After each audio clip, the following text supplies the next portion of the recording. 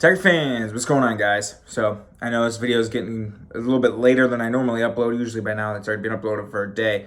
But I was at Great American Ballpark for 2 of the 3 games this weekend. The Tigers were in Cincinnati.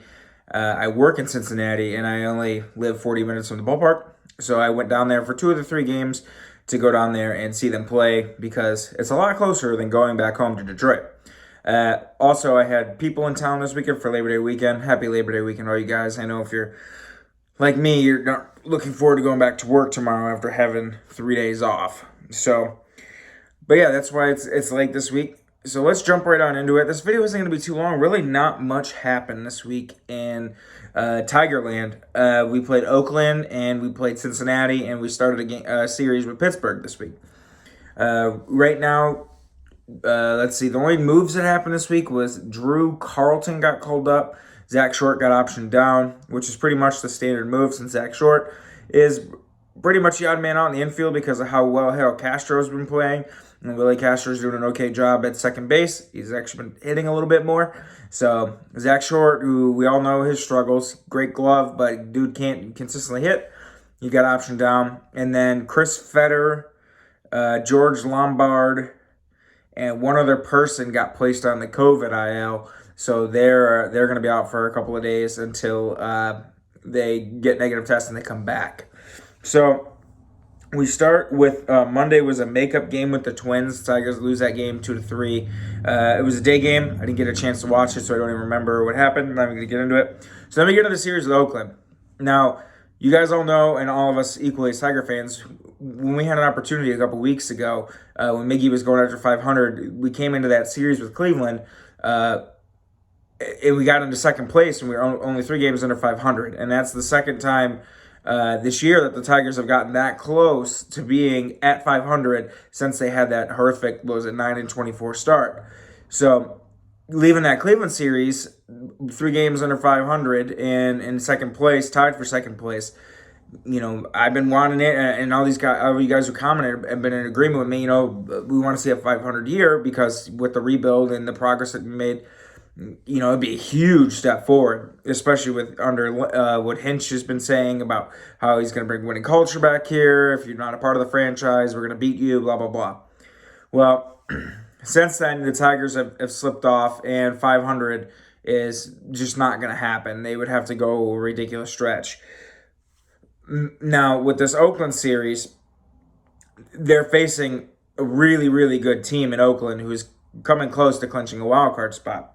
So the first game of the series, Tarek Skubal pitched, and Tarek Skubal just had a really, really hard time throwing strikes, got hit up. And it seems like a Tarek Skubal start typically every single time is he comes out either in the first or second inning, he gives up a 2-run shot, and then he settles down, and he pitches great for the rest of the game. This game wasn't so much the case. I think Matt Chapman had 2 home runs in the first game of the series, and the Tigers ended up losing that game 3-9. Now, the second game of the series was a great game. It was tight going into later innings, and Miguel Cabrera hit a huge single, scored a couple runs, and the Tigers ended up winning that game 8-6. Now, they had a chance to take the series after winning that 8-6 ball game. Third game, it was a day game, so I didn't get to watch it very closely. But the Tigers were getting spanked early, and I want to say who pitched this game for the Tigers. Matt Manning pitched this game for the Tigers, 3 2/3, 8 hits, 8 runs, 8 earned. Yeah. Well, and that's disappointing too, because Matt Manning just came off his best start of the season, in my opinion, where he had 5 strikeouts and he looked really good. This game comes out only 1 strikeout, 2 home runs, but the Tigers rallied late and they scored. What was it? Let's see here. I think they scored 5 in the 8th. Let's see what the box score says. They scored, 5 in the 8th, and they got it to within 2, but they ended up, obviously faltering because the Oakland, the A's took the series. Now, this series, watching it, Josh Harrison and Starling Marte were colossal pains in the ass for the Tigers to get them out this series. When we got Josh Harrison for that short little brief stretch, I want to say it was in 2018, because that was when the Tigers got Jordy Mercer and Josh Harrison at the same time. Because they needed a shortstop and an infielder and a second baseman. And, those 2 guys coming from Pittsburgh together and Harrison playing all over the infield, it would seem like it was going to be a great fit. But Josh Harrison sucked for the Tigers. It took him forever to get his first hit. He was hurt. He was hurt right away. He only played, I think, 35 or 40 games with the Tigers, and he looked like trash. And then obviously Jordy Mercer ended up playing here a year and a half. But this series, man, that dude was a colossal pain in the ass. I think he had 3 extra base hits against the Tigers. He had a couple of doubles and a triple. Stole a couple of bags. He was a colossal pain in the ass. And so was Starling Marte. That Ace team is really, really pesky. Now, I don't think they're going to go super far in the playoffs because I don't think their starting pitching is good enough. And that lineup, though, they play really good defense. I love Matt Olson. I love Matt Chapman. Plus, the top of the order guys with Marte and Harrison really setting the lineup for the middle of their order. They are a pesky little team. Like I said about their starting pitching, I don't think it's good enough. They have some good arms out of the back end of the bullpen, that's for sure. But I don't think they're going to be anything that's going to overtake like Houston or Chicago. But man, you watch a ball game against them. Those dudes at the top of their order, they got some guys that can bop it or out of the freaking park. And then with those 2 guys leading off at the top of the order, pain in the ass, pesky players, man. It's kind of like Robbie Grossman. Robbie Grossman's another kind of pesky player because he can put one out of the ball yard, he can steal bases, plays good defense. He's one of those. He's just like a ball player, a grinder kind of guy that people commonly refer to. So now we get into the Cincinnati series.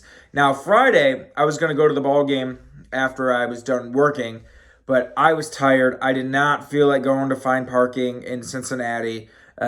One thing I will say, what the Reds do very well, there's a lot of lots around Great American Ballpark, and you can park very close to the ballpark for a reasonable rate. Comerica Park, you got to park like on Cass. If you try to get anywhere close to Woodward or you park in the Woodward lot, it's extremely expensive. Or Grand River, you can park on Grand River or down by LCA. But it's a little bit of a walk. It's still like $15 to $20 to park there. It's just, Great American Ballpark, you can throw a rock at it and you pay $20. So they do a good job there. But I didn't feel like paying $20 for parking. I didn't feel like going to the freaking game by myself. But what a game it would have been to go to. The Tigers come out and they hit, I think, 4 home runs because I think Victor Reyes had a homer. Jonathan Scope had a homer, his first home run of the month. And that was big because I was on here last week saying the biggest thing about the Tigers right now is their offense has been really stagnant because they haven't had many guys hitting home runs compared to, you look at when Scope hit the 10 home runs in a month. I mean, he was leading the team by a lot, and now Robbie Grossman has more home runs than him. Eric Haas has more home runs than him, and because he was stagnant for so long. But this game, and really in the past couple of days, it's looked like more of like the Tigers' offense of old. This game, they hit a lot of home runs, but the consistency of at bat, from at bat to at bat to at bat. There's been a lot of guys who were stagnant, like particularly like Derek Hill, Harold Castro, Jamer Candelario has just been absolutely outstanding. He had some of the biggest hits and some of the best at-bats. He's been just an extra base machine. I don't have his splits up. I'm not going to make you guys wait while I go look, but I'm sure over his last 14 days, Jamer's got to be hitting at least 330 or 340, and his slugging's got to be well over 500 because his extra base power has been absolutely outstanding. Whether it's been the doubles he's been hitting. He had a big triple on Sunday in Cincinnati. He had a couple of home runs over the last week. And then Akil Baddoo has finally got it going again because he was struggling mightily after coming off the IL. And, I mean, he put a couple of balls in the seats this week as well. He had a big 3-run homer. So now that the offense is kind of evened out a little bit and it's not so stagnant where they're struggling so much, we've seen what we saw the last couple of days where the week or so where it's been more consistent and from top to bottom of the lineup. But they're playing good ball. It's just been performance-wise, they've had some lapses on defense and, a couple of guys haven't been able to get big outs in big situations. Like Funkhauser today wasn't able to come out and get big outs in big situations. And Cisnero almost blew it on Sunday where he couldn't get, Gregory Soto had to come out and get a 5-out save. But anyways, this game, let's see how many home runs were hit. Scope hit a homer. Candelario hit a homer. Robbie Grossman hit a homer. So there was 3 home runs hit, and it was good to see because they needed that. I mean, the offense has been so dead from a power standpoint wise, that it was good to see the Tigers come out. They got out to a big lead early, almost blew it. The Reds got within one, and then they come back out in the sixth inning or fifth inning, I can't remember, and they just put this game away. The Reds had a complete meltdown in their bullpen. I think it was the sixth inning. It took them 3 pitchers to get through that 1 inning to get 3 outs. Tigers smoked them 15-5. And then we get to the game I went to on Saturday. It was who pitched that game on Saturday? It was Matt Boyd, and Matt Boyd looked horrific. Absolutely could not find the strike zone. He had 2 walks, 6 strikeouts, gave up a homer to Aquino, and Aquino hit a piss missile. I mean, I don't even know why Grossman even turned around. It was just a deadline shot right over the wall, first couple of rows. He murdered that ball. And that dude in person, he's ginormous. So Boyd comes out and doesn't pitch that great. Just had a really hard time finding the strike zone. Threw a lot of pitches because he only made it 4 innings, and I think he probably threw 75 or 80 pitches in those 4 innings. He was struggling mightily to find the strike zone. A lot of traffic on the Bates pass against him. But I thought the Tigers had a chance because of how good the back end of the bullpen's been. A.J. Hinch has really found a nice formula to bridge these arms to get from the 6th to the 9th. Really, besides, Joe Jimenez was the other guy that went on the COVID IL, by the way. That's who it was. Besides Joe Jimenez, it's been a pretty good back end of the bullpen because the combination of Fulmer, Funkhauser, Cisnero, and Soto has worked out very well to this point.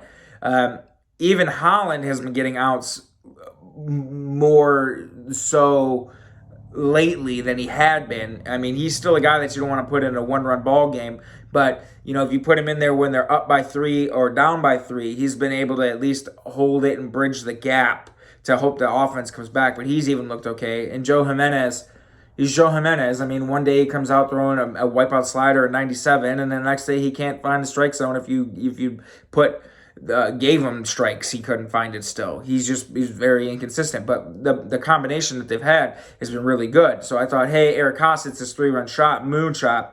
Not a cheapie one. It was dead left center field over the 380 sign. There was 373 sign. It was a poke. Absolutely lit it. And I'm like, all right, sweet, we're up 3-0. And then Matt Boyd comes out the following inning, walks a couple of guys. There's a double play behind him that should have been turned. It wasn't. And then Aquino comes up and hits a piss missile. And the Reds went up 5-3. And then they added a couple more runs. And then in the 8th inning, I just left because I knew it was over. The Tigers couldn't do anything this game. And I was like, well, at least we get to see Casey Mize pitch tomorrow. So then the Sunday game, Casey Mize pitching. And I was happy as shit because you guys know I'm a big Casey Mize fan. He's my favorite player on the team right now. I've always been a pitcher guy, hence my name being Justin Verlander 35 on here.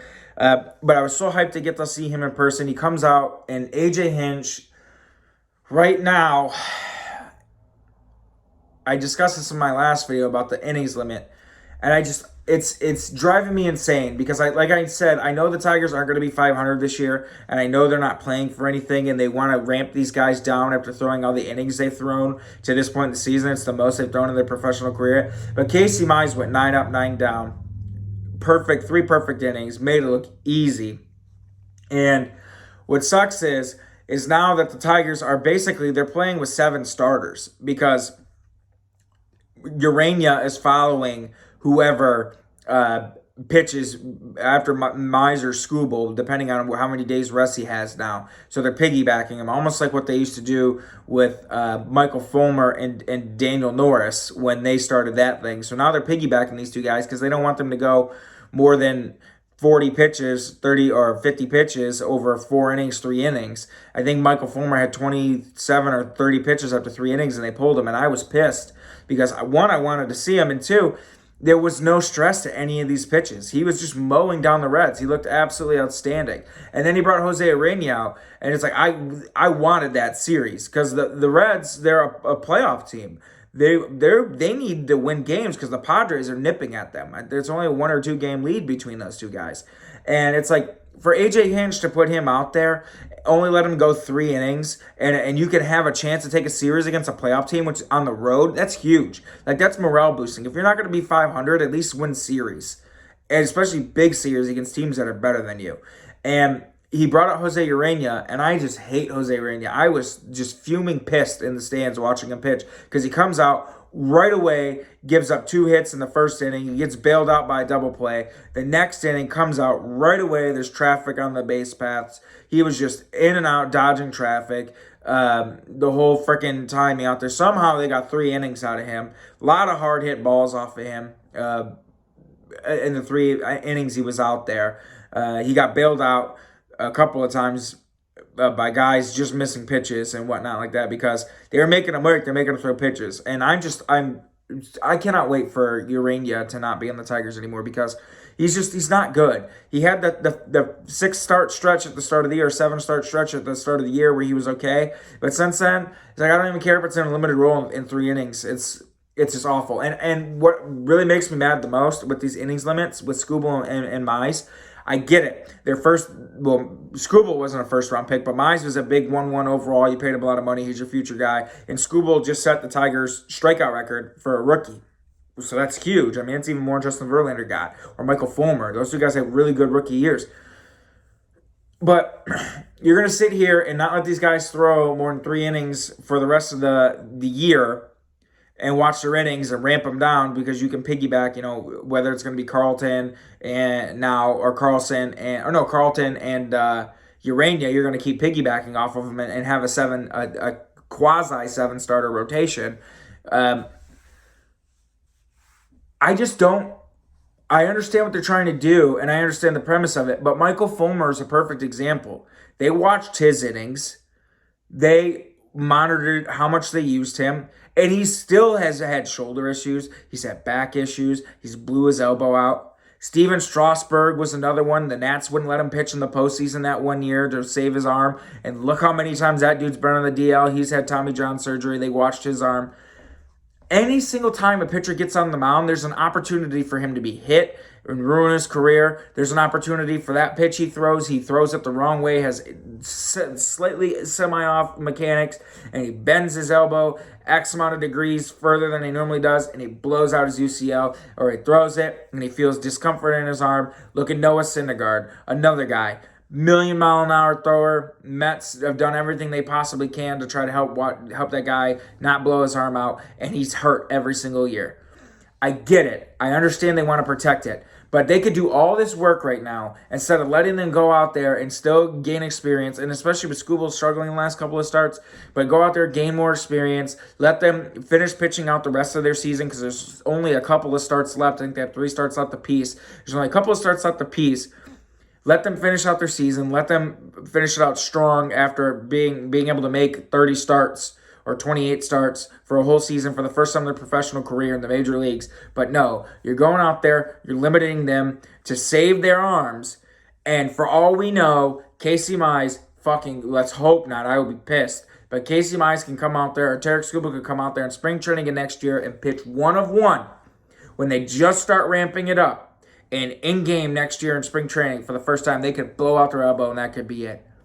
So limiting these guys to 50 pitches over 3 innings for all this is all for naught. And they could forever have elbow injuries and arm injuries. And Casey Mize could be where Michael Fulmer is right now. It's plausible.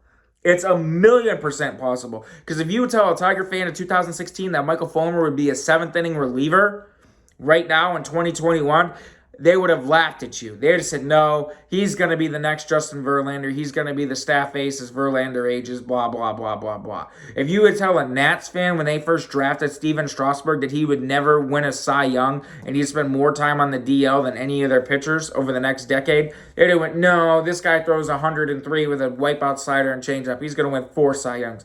And it just is what it is. And like I said, I'm not trying to shit on A.J. Hinch and the Tigers. I get it, the money that they have these guys so cheap and they have so much controllable time and they want to get the most out of these guys they can for the long term. But I really, really, really hate when they limit these guys to so much and only allow them to go, and they're trying to ramp them down to finish them out the last 4 starts of the year. And I would rather go start by start basis. Casey Mize threw 30 pitches through 3 innings, and it was no hit, perfect innings. There's nothing wrong with letting him go out there for a 4th and a couple of more hard-hit contact balls come against him and get some base pass, and some of the pitches are more high-leverage pitches all of a sudden after 4, and then you pull them because you're like, okay, that's it. I get that. Tarek Skubal today, limiting his start to only a couple of innings, fine. Skubal had a lot of traffic against him, a lot of high-stress pitches. He really didn't have his command today. I get that, fine. But in my opinion, you got to go start-by-start basis and let these guys finish what they started, because I think that's a bigger accomplishment to them, and I think it means more to them to let them go out there, finish out the rest of their season, their first full professional season that they've been able to make as many starts as they've been able to make without getting hurt. Let them go out there and give them the benefit of the doubt and give them more than 40 pitches to throw for the last 5 starts of the season, because that's like some spring training shit, and I think that's deflating to them. And I think that hurts their confidence because they've already pitched as many innings as they have. They've done so much to really stabilize the top of that rotation. Whether it's Mize having an ERA as low as he does as a rookie, or whether it's Skubal setting the Tiger strikeout record in a single season for a rookie. These guys have done a fabulous job at the top of the rotation, anchoring it with as many injuries they've had, as much inconsistencies as they've had. And, Matt Manning coming up and being another guy that they've thrown into the mix, and his inconsistencies. It's been Skubal and Mize since April, and they've gone out there every single start. And I would say for Casey, the majority of his starts, I'd say 70% of his starts, the Tigers have been in it. And even Skubal, they've been in it. Like I said with him, he goes out, gives up a 2-run homer, and he's good. And now they're saying, no, you only get 40 pitches over 3 innings. That's it. We're ramping you down for the rest of the year. That, just to me, I would be deflated after you've been such a big part of this rotation, and you've been able to stabilize it and put those 2 guys, your 2 horses, your 2 future horses up at the top and make as many starts as they have and contribute as much as they have. And now they don't get an opportunity to finish it out. And it pisses me off because, like I said, next year they could come in and blow their fucking elbow out first pitch. And I understand why they're doing it, but I don't agree with it 100%. I think they need to do it in a different way. Monitor start by start, monitor the high stress innings, monitor how much the leverage it is, and then go from there if you're trying to watch their innings and stressful pitches. That's just me. But I was pissed. It didn't matter. Urania bounced out of it. Who bridged after Urania? Michael Fulmer came out, pitched fantastic. Wipeout stuff on Sunday. Looked great.